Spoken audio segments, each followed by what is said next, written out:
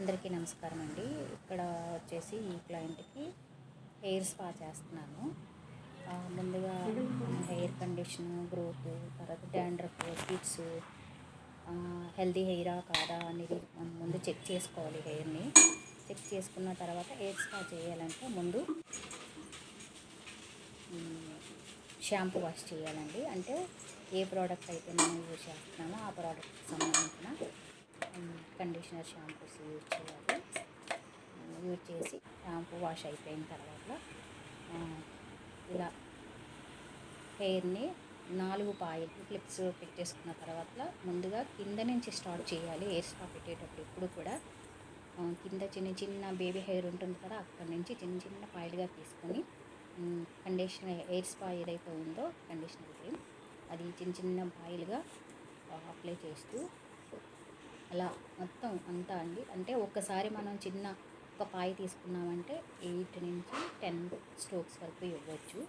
అలా మొత్తం జుట్టంతా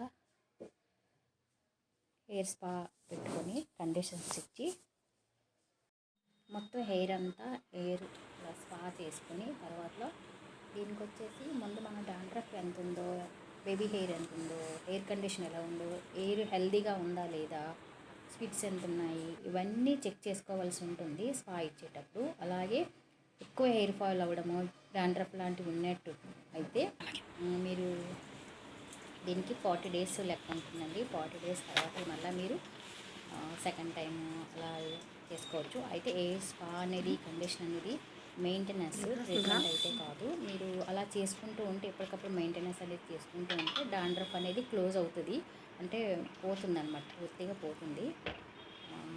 మొత్తం ఇక్కడ హెయిర్ అంతా నేను అప్లై చేసిన తర్వాత మసాజ్ అనేది ఇవ్వాల్సి వస్తుంది. మసాజ్ తర్వాత స్టీమ్ ఉంటుంది 20 మినిట్స్. స్టీమ్ అయిపోయిన తర్వాత కొంచెం హీట్ అవుతుంది కదా స్టీమ్ ఇచ్చినప్పుడు.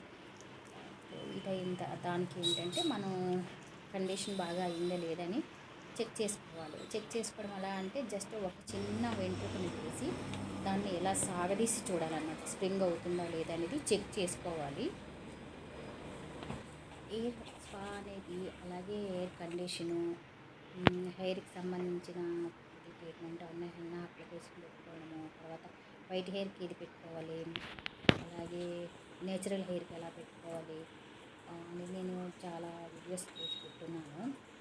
అంటే దీని హెయిర్ స్పాకి సంబంధించి నేను సెల్ఫ్ కూడా చేసుకోవడం ఎలాగనేది పెట్టాను. ఒకసారి ఆ వీడియోస్ అన్నీ చెక్ చేయండి. అలాగే నా వీడియోస్ చూస్తున్న వాళ్ళు సబ్స్క్రైబ్ కూడా చేయండి. మీకు మంచి మంచి వీడియోస్ వస్తూ ఉంటాయి. టైం పడుతుందండి, అంటే మొత్తం హెయిర్ అంతా పెట్టాలి కాబట్టి టైం పడుతుంది.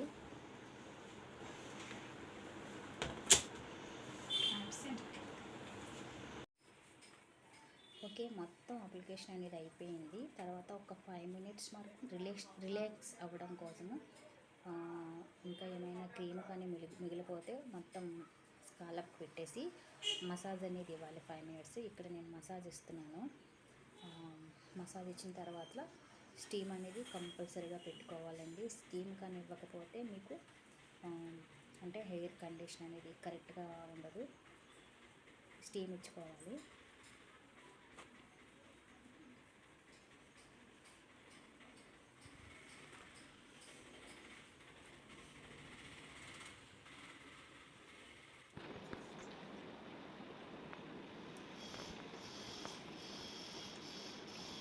స్టీమ్ అవుతుంది కదా, స్టీమ్ అయిన తర్వాత ఇది చూసారు కదా స్ప్రింగ్ అవుతుంది కదా, అంటే ఇలా సాగుతుంది కదా, ఇలా సాగితేనే ఇది మీకు స్పా కండిషన్ బాగా అయినట్టు. చూసారా సాగుతుంది, తెగదు. ఇంకొక ఇంటికి తీద్దాము.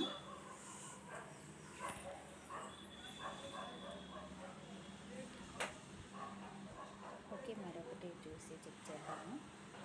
ఇలా చెక్ చేసుకున్న తర్వాత స్ప్రింగ్ అవుతే మీకు కండిషన్ పర్ఫెక్ట్గా అయినట్టే. చూసుకోండి, స్ప్రింగ్లా సాగిద్ది అనమాట. మామూలు జుట్టు అయితే ఇలా లాగేసరికి ఫట్ మంది అయిపోతుంది. అవేనా ఇప్పుడు తనకు వాష్ అయిపోయిందండి. సెకండ్ వాష్ కూడా అయిపోయింది. సెకండ్ వాష్ అయిపోయిన తర్వాత కొంచెం సెరం ఇచ్చేయాలి. సెరం అప్లై చేసేస్తే కొంచెం స్మూత్ అనేది బ్లో డ్రై చేసుకోవాలి. నేను బయట తీసుకొచ్చే చేస్తాను. చూసారు కదా, అలాగే నా వీడియోస్ అన్నీ చూడండి. Bye.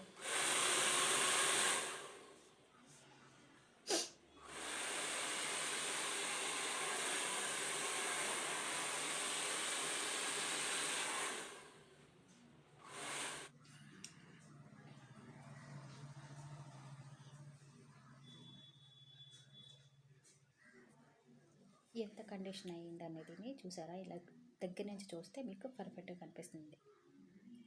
Thank you for watching.